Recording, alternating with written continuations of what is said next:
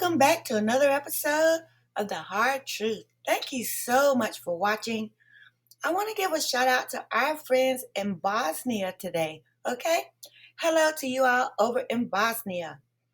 Now, I need to follow up on my video why Kohberger was in Moscow. A lot of people didn't like what I had to say about his drug history. I want to make sure that my position is very clear to everyone, all right? Because after all, my position is what? My opinion. And I'm entitled to that, right? Okay, so we're going to talk about Kohberger's drug history and how it may be the only link between him and Moscow, Idaho.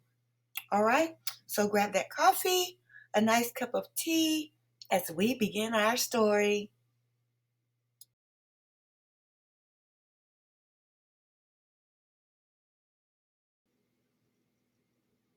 I need to follow up on my video why Kohberger was in Moscow, and I want to talk about it because unfortunately Kohberger did have drug use, drug addiction in his history.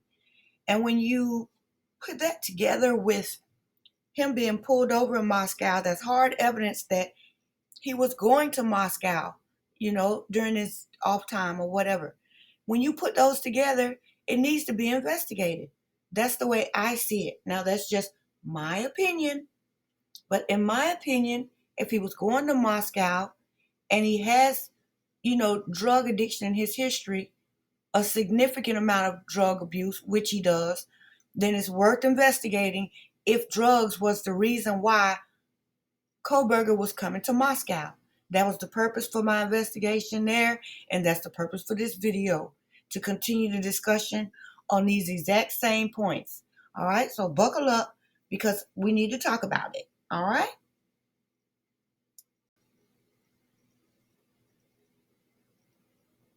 I wanted to share this article in the U.S. Sun. It says, backstory, Idaho suspect Brian Kohberger was addicted to heroin, says former friend as reason for killings revealed. And this is very misleading because what the friend said was not anything to do with giving the reason for any killings. She was just commenting on what she knew about him as a friend back in the day. All right, so that title is totally inappropriate. But it says, a high school friend of Idaho murders suspect Brian Kohberger has claimed he had addiction issues and offered a clue as to why he may have committed the crime. Why he may have. All right. The friend of the suspect, who only wishes to go by her first name, Bree, spoke to CBS News in the latest episode of 48 Hours, aired on Saturday.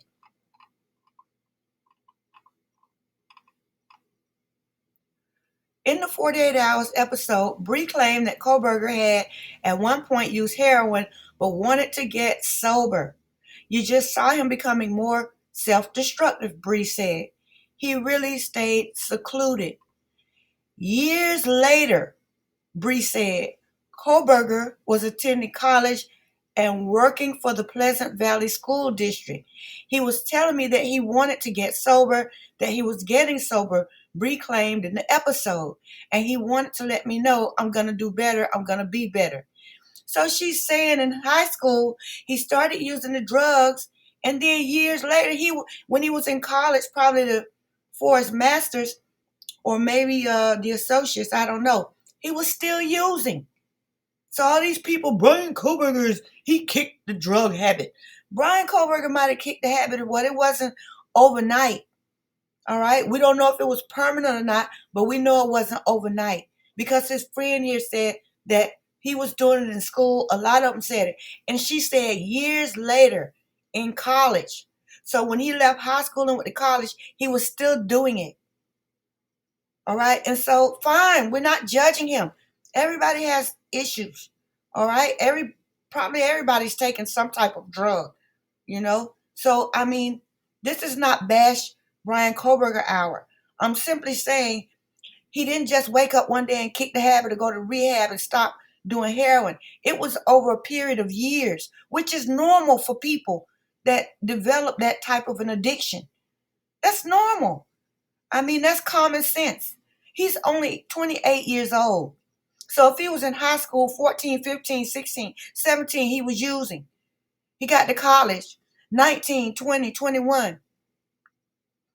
All right. He may be clean for 5 or 6 years. That's certainly possible.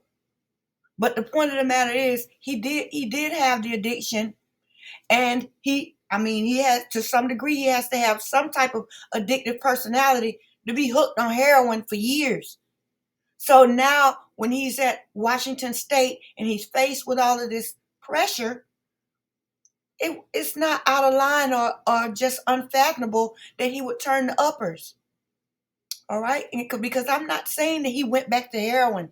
I mean, I don't feel that he was on heroin when he arrived at WSU. It's not impossible. I just don't believe that he was. All right. But I do believe that he would have turned to uppers to be able to sustain his schedule, to be able to meet all of the demands. All right. He was under pressure. He wasn't getting along with some of the people in the WSU staff right there in his department. He had a lot of reasons to turn to some type of narcotic. What was Brian Kohberger doing in Moscow almost 12 o'clock at night, midnight, on the night when he had to be to work and school the next day? All right? Is this not a fair question? Why would Corporal Duke pull him over for pulling out of a grocery store parking lot or one of the stores there in that little plaza? You know, and he's in a car with no tinted windows. He has nothing really to hide. And just for him not having his seatbelt on. That's fishy to me. It just doesn't sound right. There's something up with that. Where's the body cam coverage for that traffic stop? Okay? And why did they just end up closing it the next month? I just want to know the whole truth and nothing but the truth. Last but not least, did Kohberger have an Asian girlfriend in Moscow or not?